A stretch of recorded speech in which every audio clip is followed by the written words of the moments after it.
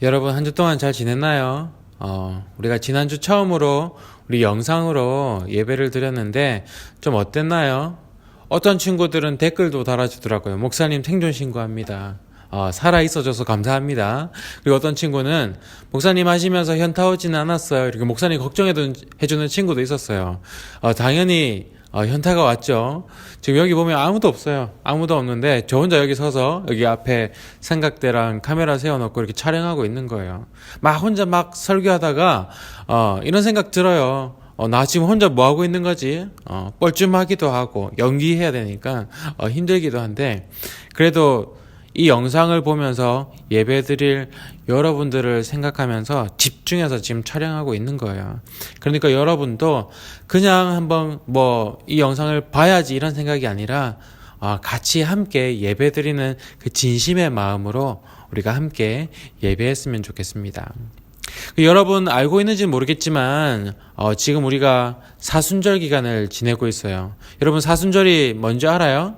사순절이 뭐냐면 예수님께서 우리를 위해서 십자가 고난의 길을 가신 그 마지막 40일을 우리가 함께 기억하는 기간이에요. 그래서 우리가 예수님이 무엇을 하셨는지 말씀도 더 읽고 기도도 하고 그렇게 예수님과 함께하는 기간입니다. 2000년 전에는 예수님께서 외롭고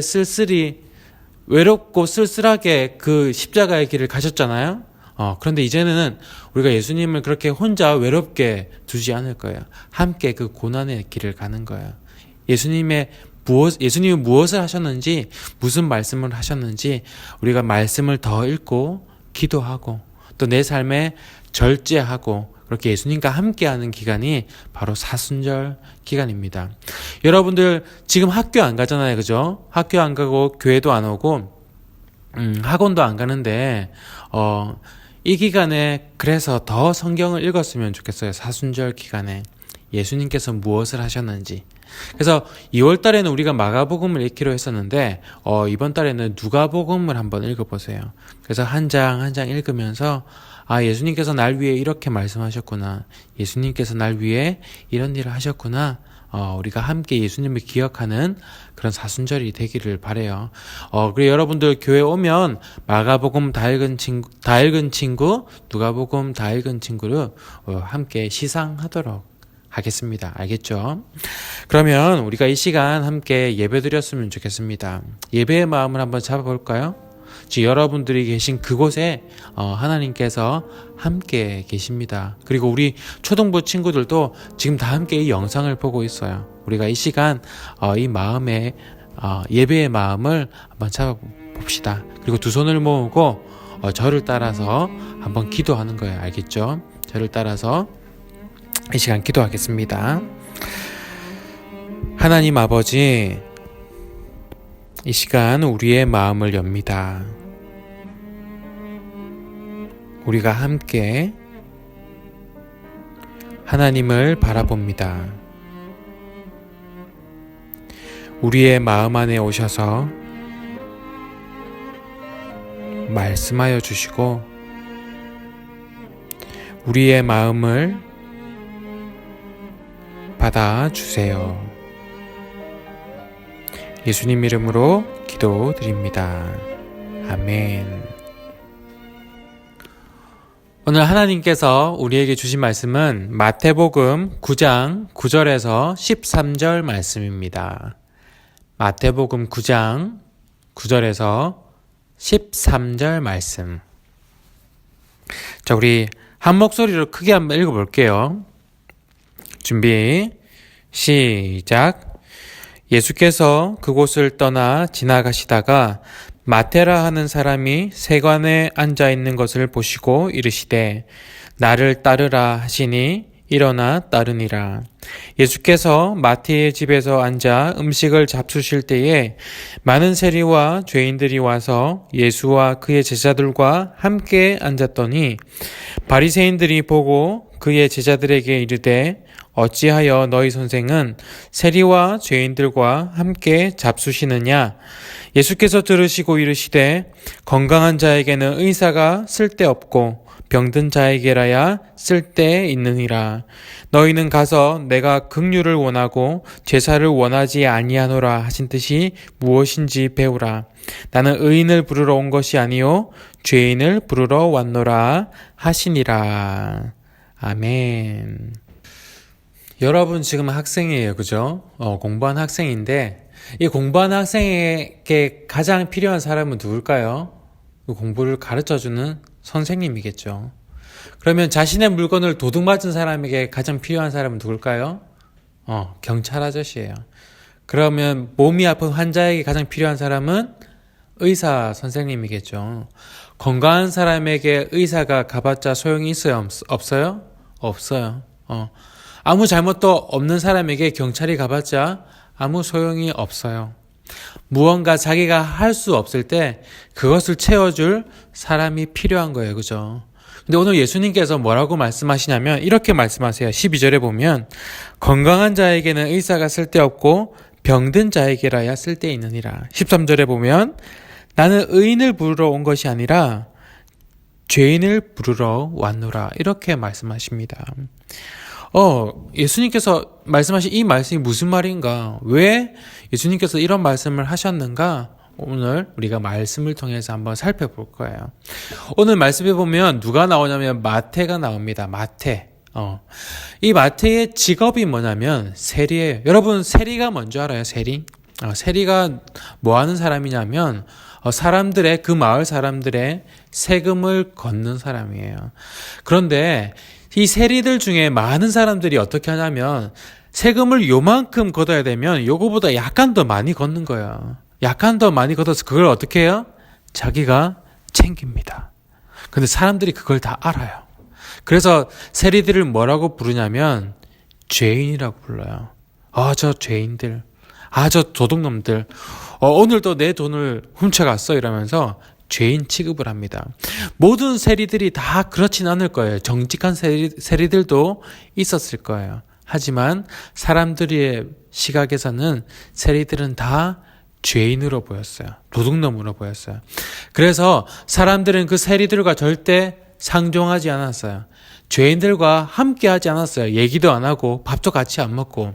왜냐하면 그런 죄인들과 함께 어울리면 자기도 죄인이 된다고 생각했거든요. 그들과 함께 어울리면 자기도 부정한 사람이 된다고 생각했기 때문에 그들과는 절대로 어울리지 않았습니다. 그럼 세리들은 누구랑만 어울릴까요? 세리들끼리만. 또 다른 죄인들끼리 이렇게 모여가지고 이렇게 지낼 수밖에 없는 거예요. 그런데 어느 날 마태가 일하고 있는 그 세간에 누가 찾아오셨냐면 예수님이 찾아오십니다. 다들 의인이라고 부르는 예수님이 찾아오세요. 그래서 마태에게 이렇게 말씀하십니다. 나를 따르라. 나를 따르라. 어디서 많이 들어본 말투죠. 예수님께서 베드로를 부르실 때, 요한을 부르실 때 나를 따르라 한 것처럼 마태를 제자로 부르시는 거예요. 그래서 마태는 그 예수님을 따라갑니다. 그런데 거기서 그치는 것이 아니라 예수님을 마태의 집에 초대를 해요. 그래서 예수님은 마태의 집에 가서 식사를 하는데 마태와 단둘이 식사하는 게 아니라 다른 세리들, 다른 죄인들도 함께 모여서 식사를 합니다. 그런데 사람들이 이 장면을 본 거예요. 자기들은 그 세리들과 죄인들과 같이 식사할 수가 없거든요. 하면 안 되거든요. 그런데 예수님은 그들과 함께 식사하는 거예요. 때마침 바리새인들이 지나갑니다. 종교 지도자들. 하나님의 율법을 잘 지키고 나는 의인이야. 난 제사도 잘 지내고 헌금도 잘 드리고 나는 의인이야 라고 주장하는 바리새인들도 지나갑니다. 그리고 그 장면을 목격해요. 그러면서 예수님의 제자들에게 이렇게 묻습니다. 어찌하여 너희 선생은 세리와 죄인들과 함께 잡수시느냐? 이렇게 물어봅니다. 그 말을 들으신 예수님께서 이렇게 말씀하셨어요. 건강한 자에게는 의사가 쓸데없고 병든 자에게라야 쓸데있느니라. 나는 의인을 부르러 온 것이 아니요 죄인을 부르러 왔노라. 예수님은 의인이 아니라 죄인을 부르러 오셨대요. 우리의 구원을 위해서 우리에게 가장 필요한 것이 지식이라면 구원자로 아마 선생님이 오셨을 거예요. 이 세상의 모든 지식을 다 가지신 그런 선생님이 구원자로 오셨을 거예요. 우리에게 가장 필요한 것이 기술이라면 아마 과학자가 구원자로 왔을 거예요. 우리에게 가장 필요한 것이 재미라면 아마 연예인이 왔겠죠. 그죠? 그리고 우리에게 가장 필요한 게 돈이라면 누가 왔을까요? 아마 회장님이 왔을 거예요. 돈을 이만큼 들고 돈을 뿌리면서 회장님이 오셨을 거예요. 그런데 우리에게 가장 필요한 게 뭔지 알아요, 여러분? 정말로 필요한 거. 우리의 구원을 위해서 가장 필요한 것은 바로 용서입니다. 용서. 왜 우리에게 용서가 필요할까요?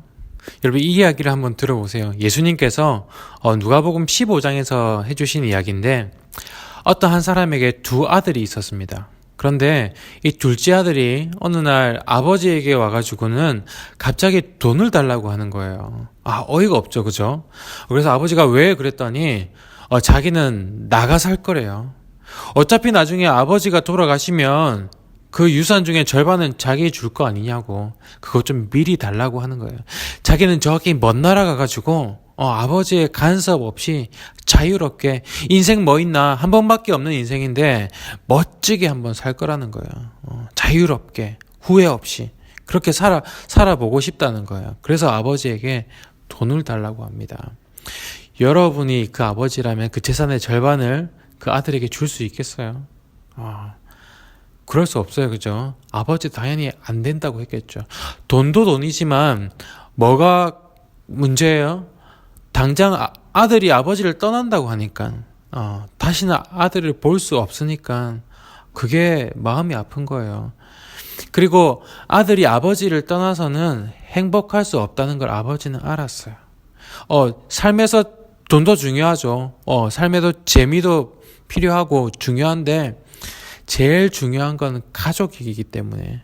그런데 그걸 떠난다고 하니까 아버지는 절대로 선뜻 줄 수가 없는 겁니다. 그래서 얘야 그건 안 된다. 싫어요 아버지 주세요. 얘야 그거는 안 된다. 저는 도저히 여기서 못 살겠어요. 그래도 절대로 그건 안 된다. 있을 수가 없는 일이다. 아버지 저는 계속 그러면 저 가출할지도 몰라요. 계속 이런 이야기가 몇 날 며칠 계속 왔다 갔다 아버지랑 아들과 계속 실랑이를 벌였을 겁니다. 그래서 결국에는 아버지가 어쩔 수 없이 재산의 절반을 그 둘째 아들에게 주면서 아들이 떠나가는 걸 허락할 수밖에 없었습니다. 여러분 그 아들은 어떻게 살았을까요? 정말 아주 허랑방탕하게 살았습니다. 세상 사람들이 살 수 있는 가장 재밌는 방법으로 매일매일을 열심히 재밌게 후회 없이 살았어요. 그런데 그러다 보니까 그 많던 재산이 순식간에 다 바닥이 나버리는 거예요. 근데 때마침 그 나라에 흉년이 들어가지고 먹을 것도 없어요. 그래서 이제 쫄쫄 굶고 다니는 거예요. 그래서 어쩔 수 없이 돼지를 치는 우리에서 돼지를 치는 그 알바를 시작했는데 거기서 깨달은 게 있어요. 뭐냐면 저 돼지에게도 먹이를 주는 그런 사람이 있는데 나에게는 저 돼지가 먹는 저 돼지 먹이도 주는 사람이 없구나. 그걸 깨달은 거죠. 그 순간 누가 생각났을까요? 아버지가 생각납니다. 그래서 아버지 이름을 불러요. 아버지 보고 싶어요. 아버지는요 항상 그 아들을 챙기셨어요. 입히시고 먹이시고 사랑을 채워주시고 보살펴주시고 필요한 게 없는지 항상 돌봐주셨어요. 그 아버지가 생각나는 거예요. 그런데 그 아버지에게 돌아갈 수가 없어요. 왜? 아버지에게 죄를 지었기 때문에. 아버지의 말을 듣지 않은 죄. 아버지의 재산을 자기 마음대로 다 써버린 죄. 그리고 아버지를 떠난 죄. 이 죄 때문에 아버지에게 돌아갈 수가 없는 거예요. 지금 이 둘째 아들에게 가장 필요한 게 뭘까요, 여러분? 재미있는 삶, 그게 제일 필요할까요? 재밌는 삶이 분명 필요하긴 해요. 하지만 재밌을 때 옆에 있던 그 친구들은 이 상황이 안 좋아지니까 다 떠나버리는 거예요. 지금 당장 생존이 걸린 문제인데 재미가 있어봤자 그게 무슨 소용이 있겠습니까? 그죠? 그리고 이 아들에게 지금 돈이 필요할까요? 여러분, 돈 있으면 좋죠. 당장 배고프고 있을 데가 없으니까 돈 있으면 당장 먹을 수 있고 잘 데가 있을 거예요. 그런데 이 문제가 조금 다시 늦춰질 뿐이지 이 상황은 변하지 않아요. 이 문제가 해결되지 않아요. 여러분, 이 아들에게 가장 필요한 게 뭘까요? 가장 필요한 건 용서입니다. 용서. 아버지의 용서. 아버지에게 지은 이 죄가 아버지께로 가는 것을 막고 있기 때문에 이것을 뚫을 수 있는 것은 아버지의 용서밖에 없는 거예요. 여러분들도 그런 적이 있잖아요. 여러분 부모님들에게 잘못한 적이 있잖아요. 그죠? 여러분 부모님들이 여러분들에게 가장 싫어하는 게 뭘까요? 아마 거짓말하는 걸 거예요. 거짓말하는 거. 여러분들 이제 초등학교 4, 5, 6학년 됐으니까 아마 부모님들에게 거짓말 많이 할 거예요. 그죠? 아마 많이 할 거예요. 그런데 정말 심한 거짓말을 했다고 쳐봅시다. 절대로 엄마에게 걸리면 안 되는 그런 거짓말을 했다고 칩시다. 그런데 그 거짓말 걸렸어. 엄마한테. 이제 여러분 엄마가 무서워요? 안 무서워요? 이제 무서워요. 두려워요. 엄마가 너무 두려워가지고 집에도 들어가기 싫은 거예요. 그래서 밖에서 이러지도 못하고 저러지도 못하고 이렇게 하고 있는데 여러분 문자로 친구한테서 문자가 왔어요. 야, 우리 게임만 가자. 재밌게 놀자. 문자가 온 거예요. 여러분 지금 이 상황에 여러분 게임방 갈 거예요? 게임방 가면 재밌죠. 재밌는데 지금 집에서 쫓겨날 판인데 그죠? 지금 게임방이 문제가 아니에요. 삶의 재미가 지금 이 문제를 해결해 줄 수가 없는 거예요. 자, 그러면 지금 이 상황에 길을 가다가 지갑을 주었다 칩시다. 그 지갑에 보니까 현금이 엄청나게 들어있어요. 돈이 엄청 많은 거예요. 그죠? 당연히 기분이 좋겠죠. 돈 주었으니까. 그 순간 기분은 좋을 거예요. 그런데 그거를 어떻게 할 거예요? 그거 들고 그냥 나가서 혼자 살 거예요? 어떻게 할 거예요? 당장은 기분 좋지만 그것이 지금 이 문제를 해결해 주지 않아요. 지금 당장 여러분들에게 필요한 게 뭐예요? 엄마의 용서예요. 엄마가 용서해줘야지 집에 들어갈 수가 있는 거예요. 그런데 그 순간 여러분 엄마한테 문자가 왔어요. 엄마는 지금 엄마 두려워서 집에 안 들어가고 있는 걸 아시는 거예요. 그래서 문자가 온 거예요. 뭐라고 왔냐면 경우가 내가 다 용서해 줄 테니까 이제 들어와라. 같이 밥 먹자. 이런 문자가 온 거예요. 여러분 그 순간 여러분들의 마음이 어떨 것 같아요? 여러분 안절부절 못하고 두려워서 초조해하고 있는데 그 문자를 보는 순간 그 긴장했던 마음이 풀릴 거예요. 그리고 그 마음에 따뜻한 마음이 채워질 거예요. 우리 엄마 역시 나를 사랑하는 우리 엄마 이런 마음이 채워지는 거예요. 그 순간 그 용서의 메시지 때문에 어떻게 할 수 있어요? 집에 들어갈 수 있는 용기가 생기는 거예요. 그래서 그렇게 집에 향할 수가 있는 겁니다. 지금 이 둘째 아들에게도 마찬가지예요. 지금 가장 필요한 거는 그 아버지의 용서의 메시지예요. 그런데 그 시대에 핸드폰이 있어요. 문자 보낼 수가 없잖아요. 그죠? 그리고 그 아들이 어디 있는지 모르기 때문에 아버지는 편지를 보낼 수도 없어요. 아무리 아들을 용서한다는 그 메시지를 보내고 싶어도 보낼 수가 없다는 거예요. 아들은 여전히 초조하고 불안하고 돌아가고 싶어도 돌아가지 못하는 상황이에요. 그 순간 아들이 선택할 수 있는 방법은 단 한 가지밖에 없어요. 뭐냐면 아버지 집에 들어가고 싶으면 아들인 것을 포기하는 거예요. 아들인 것을 포기하고 종으로라도 들어가겠다. 이렇게 해서 그 둘째 아들은 집에 가려고 하는 겁니다. 마찬가지로 우리는 하나님께 죄를 지었어요. 어떤 죄? 이 둘째 아들처럼 내 마음대로 살고 싶고 하나님의 간섭을 좀 떠나고 싶고 재밌게 살고 싶고 이러고 싶어서 우리는 자주 하나님을 떠나요.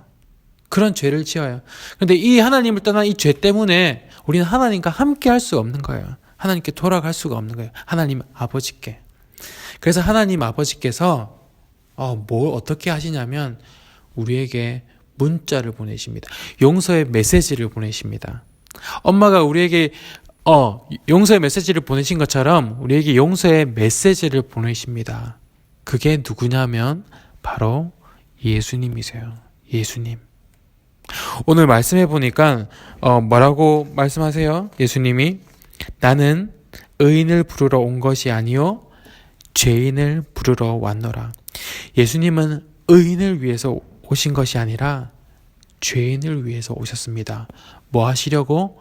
용서해 주시려고. 우리 죄인들을 다 용서해 주시려고 찾아오셨어요. 그래서 직접 십자가에서 그 죽음으로 우리의 죄를 다 감수하시고 우리의 죄를 사해 주신 겁니다. 그래서 예수님의 십자가는 우리를 용서하신다는 하나님의 약속이에요. 그래서 교회를 보면 꼭대기에 다 뭐가 있어요? 십자가가 있잖아요. 그죠? 그게 무슨 메시지예요? 이 세상의 많은 사람들에게 하나님을 떠난 죄를 지은 많은 사람들에게 하나님은 메시지를 보내는 거예요. 내가 다 용서해 줄게. 돌아와라. 돌아와라. 내가 다 용서해 줄게. 그 메시지를 보내고 있는 겁니다. 그래서 예수님께서는 이 땅에 오셨을 때 항상 죄인들과 함께 하셨어요. 이 세상의 모든 사람들은 다 죄인인데 어떤 사람들은 자신을 의인으로 생각해요. 그리고 어떤 사람들은 죄인으로 낙인 찍혀서 인간 취급도 못 받으면서 살아가는 거예요. 그 어느 누구도 그 사람들과 함께 하려고 하지 않는데 예수님은 그들을 찾아가십니다. 그들과 함께 하십니다. 같이 식사하시고 같이 대화하시고 그리고 그들의 죄를 용서해 주세요. 그리고 말씀하십니다. 나를 따르라. 세리마태는 그래서 예수님을 따라가는 거예요. 그렇게 예수님의 제자가 되는 거예요. 마찬가지로 오늘 예수님께서 저와 여러분들에게 똑같이 말씀하십니다. 내가 온 것은 너희를 용서하기 위해서야. 이제는 나를 따라 아버지께로 가자. 여러분, 이 예수님의 말씀에 어떻게 대답할래요? 이렇게 한번 대답해 볼래요? 예수님, 나의 죄를 용서해 주셔서 감사합니다. 그리고 나를 용서하기 위해 십자가에서 그 생명을 내어주셔서 감사합니다. 이제는 예수님을 따라 주님의 제자가 되겠습니다. 이 시간 30초 동안 두 손을 모으고 한번 이렇게 여러분들의 목소리로 고백했으면 좋겠어요. 여러분들의 마음을 하나님께 올려드렸으면 좋겠습니다.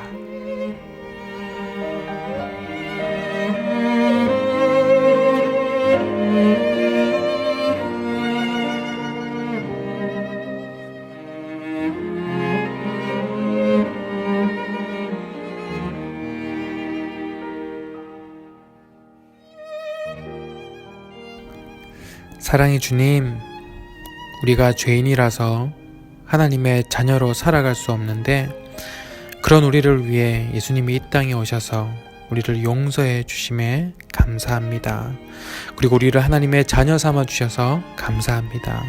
이제는 우리가 이 죄인의 자리에 머무르지 않고 예수님을 따라 예수님의 제자로 또 하나님의 자녀로 살아가게 하여 주옵소서. 예수님 이름으로 기도드립니다. 아멘. 이제는 우리 주 예수 그리스도의 은혜와 아버지 하나님의 크신 사랑과 성령님의 함께 하시고 교통 위로하여 주심이 자신이 죄인임을 고백하고 또 예수님을 따라가고자 고백하는 주님의 거룩한 자녀들 머리 위에 이들의 가정과 건강과 학업과 삶의 모든 여정 위에 지금으로부터 영원까지 함께 하시기를 간절히 축원하옵나이다. 아멘. 여러분들, 오늘도 이렇게 가정에서 영상 예배로 진심을 다해서 드려줘서 너무 감사해요. 우리 한 주 동안 잘 지내고 다음 주에 또 봅시다. 알겠죠? 빨리 코로나가 사라지고 여러분들 얼굴을 봤으면 좋겠는데, 우리 빨리 기도합시다. 안녕.